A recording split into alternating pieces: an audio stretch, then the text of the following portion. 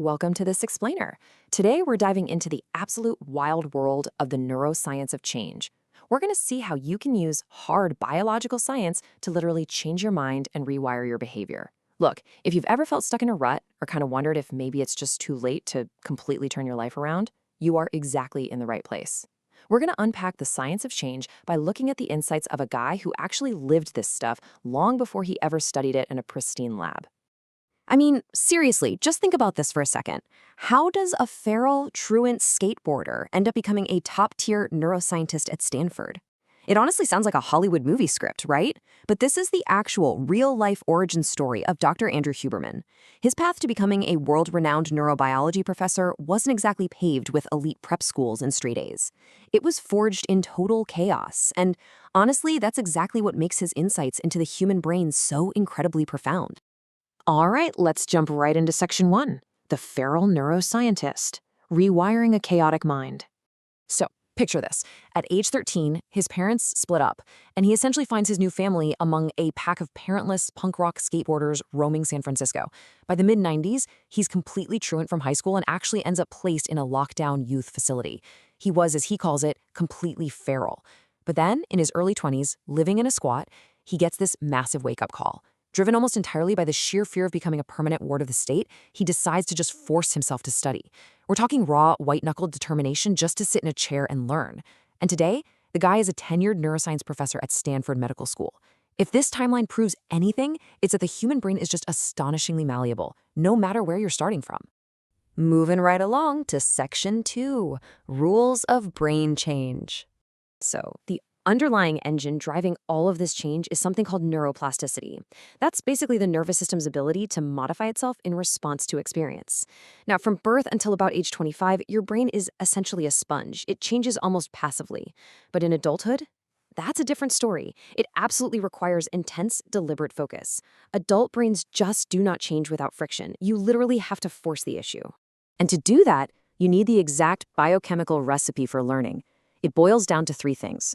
First, acetylcholine. Think of this as the spotlight of your attention. It literally tags the specific neurons you're using for change. Second, you need norepinephrine. This is basically adrenaline. It makes you alert, sure, but it also causes stress and a whole lot of agitation. And finally, you need deep rest. See, the intense focus marks the neurons, but the actual physical rewiring, the strengthening of those pathways, that only happens later when you're deeply asleep or in a state of deep relaxation. But here is the absolutely crucial point, so don't miss this. Agitation is the gate to focus. You know that terrible, deeply frustrating feeling you get when you sit down to learn a hard new skill or start a really tough project? That's just the norepinephrine kicking in.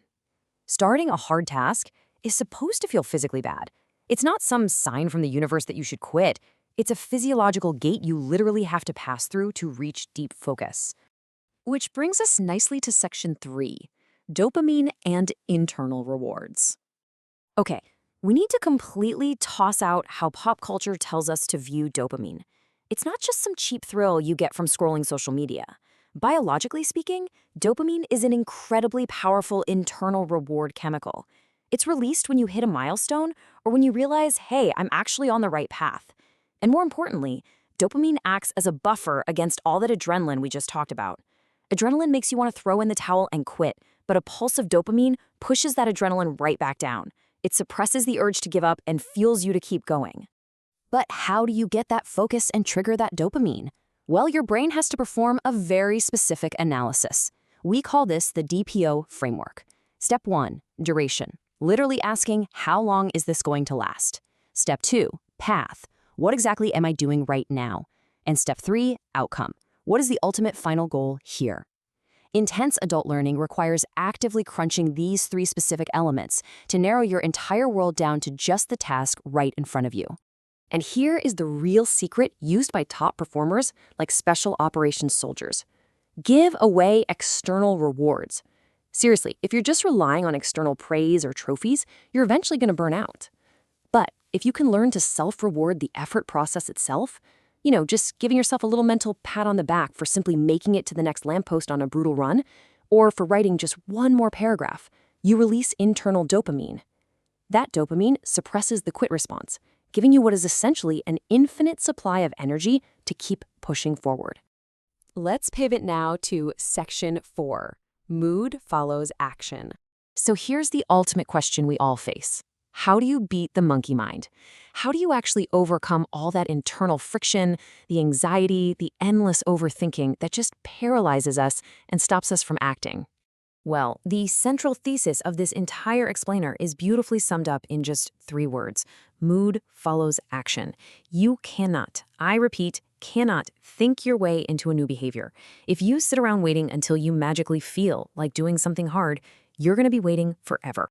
To prove this, Dr. Huberman's lab actually did an experiment where they put David Goggins in a terrifying virtual reality shark tank. Now, instead of freezing up or trying to calmly meditate his thoughts away, Goggins just immediately moved forward right into the virtual threat. And the neuroscience backs this up perfectly. Moving forward physically triggers your dopamine circuitry and literally quiets the amygdala, which is the threat and stress center of your brain. Your behavior has to change first. The thoughts follow the behavior. And your feelings and perceptions? Yeah, those are the absolute last things to change. All right, time to get super practical with Section 5, your neuroscience toolkit. First up, if you're ever feeling totally overwhelmed and you need to drop your stress levels in real time, you've got to use the physiological sigh. Here's how you do it. Step 1, take 2 rapid inhales through your nose. That second sharp little inhale is crucial because it physically dilates the little sacs in your lungs. Step 2, execute 1 long, extended exhale through your mouth. This optimally offloads a ton of carbon dioxide and immediately lowers your autonomic arousal. It's basically a manual override, a physical manipulation of your diaphragm that forcefully calms your brain down. Next up in the toolkit is managing your visual field. When you stare really intensely at a screen or a book, you're in what's called focal vision. Think of it like portrait mode on your phone's camera. Your pupils dilate, you go on high alert, and it heavily drains your mental energy. But if you walk outside and look out at the horizon, softening your gaze to take in your periphery, you enter panoramic vision. This actually signals the brainstem to turn off the stress circuit. It broadens your perception of time and puts your whole system into recovery mode. Which leads us directly into the recovery protocol. To recover your ability to focus, you literally have to stop analyzing your duration, path, and outcome. You can do this by using that panoramic vision to conserve your adrenaline. You can also use optic flow, which sounds fancy, but it literally just means walking or cycling forward through space because the lateral eye movements naturally calm down your brain's threat systems. You absolutely need deep sleep to wire in that neuroplasticity we talked about. And hey, if you can't sleep, science-backed waking rest protocols like yoga nidra or clinical hypnosis scripts work wonders to uncouple your brain from constantly analyzing space and time. So what's the big ultimate takeaway from all of this? It's simple. You cannot control the mind with the mind. You absolutely must use the body. Your sensations, perceptions, feelings, and thoughts, they're chaotic and almost impossible to wrangle on their own. But your physical actions, how you breathe, where you're focusing your eyes, and physically moving your body forward, those are completely within your control, and they dictate your mental state. So I'm going to leave you with this one provocative question. What physical action are you going to take right this second to rewire your brain?